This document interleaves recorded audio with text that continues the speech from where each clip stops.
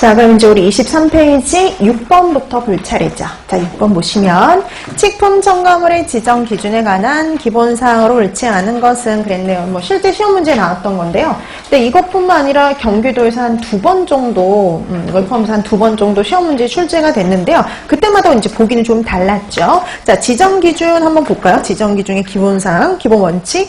자, 오늘 나눴던 프린트 4페이지에 있는데요. 식품 첨가물 지정 시 기본이 되는 건 뭐냐면 우선 안전성이 입증이 돼야 됩니다. 그래서 식품 첨가물의 안전성을 입증, 확인한 것이어야 되고요. 그 다음에 사용의 기술적 필요성 및 정당성이 인정이 돼야 되는데 그 필요성이나 정당성 인정을 받는다는 건 어떤 거냐면요.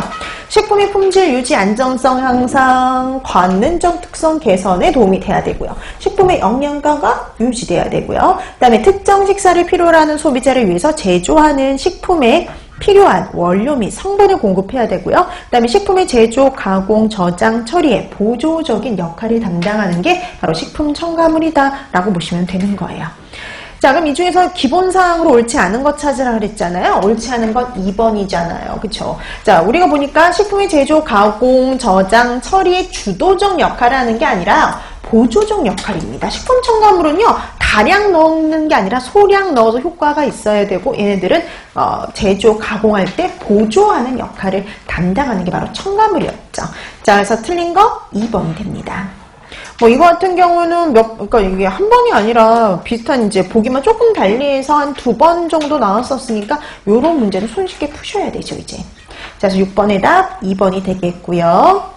근데 이뿐만 아니라 왜 우리 아까 거기 뒤에 왜 가로 열고 다만 이런 경우는 아니다 뭐 이런 식으로 되어 있거나 좀 더 보조 설명이 나와 있는 경우 있잖아요. 그것도 꼭 확인해 두셔야 됩니다. 왜냐면 그쪽에서도 나온 적이 있으니까. 자, 그래서 6번의 답 2번이 되겠고요. 그 다음에 7번. 다음 보기에서 설명하고 있는 중금속은 이렇게 얘기를 했네요.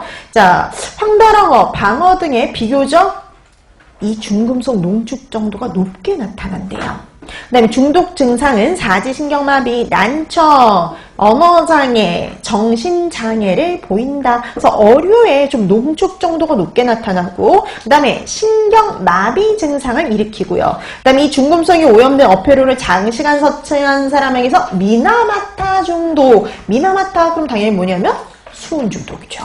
답은 4번이 됩니다. 그다음에 뭐 또 대표적인 게 뭐 카드뮴 같은 경우에는 이타이타이 병이었죠. 자, 그래서 7번의 답 4번이 되겠고요. 그 다음에 8번. 식품의 위생지표 미생물인 오염지표균에 대한 설명인데요. 옳은 것은 그랬네요. 자, 이것도 시험 문제 실제 나왔던 문제예요. 자, 1번. 분변 오염지표균은 그람 양성의 구균인 대장균군을 총칭한다.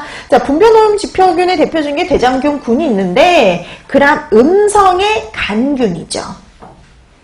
그 다음에 포도상 구균과 살모넬라균이 중요한 오염지표균이다? 아니죠. 대장균군, 뭐 장구균 이런 애들이 대표적이에요. 그 다음에 3번. 장에서 유래된 세균으로 대장균군, 장구균 이런 것들을 포함하죠. 맞는 거 3번이네요. 그럼 4번은 왜 틀렸을까요? 냉동식품의 오염 정도를 확인할 때 저온 저항성이 약한 걸 쓰면 안 되고 강한 걸 장류에 사용해야 되죠.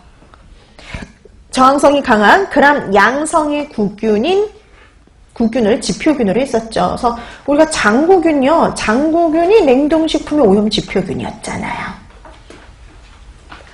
그래서 8번의 답은 3번이 됩니다. 그 다음에 9번.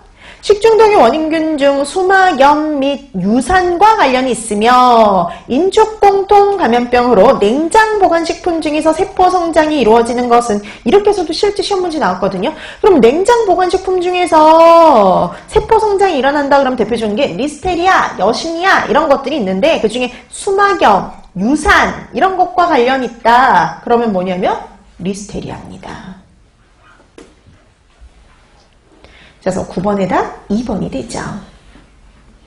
그 다음에 10번. 식품과 주요 변폐 관련 미생물에 대한 설명이 옳지 않은 거 그랬네요. 옳지 않은 겁니다. 자, 통조림 식품에서 문제가 되는 건 클로스트리디움 속이다. 그죠? 클로스트리디움, 뭐 바실러스 속 이런 것들이 특히 통조림 식품에서 문제가 되는 것들이고요.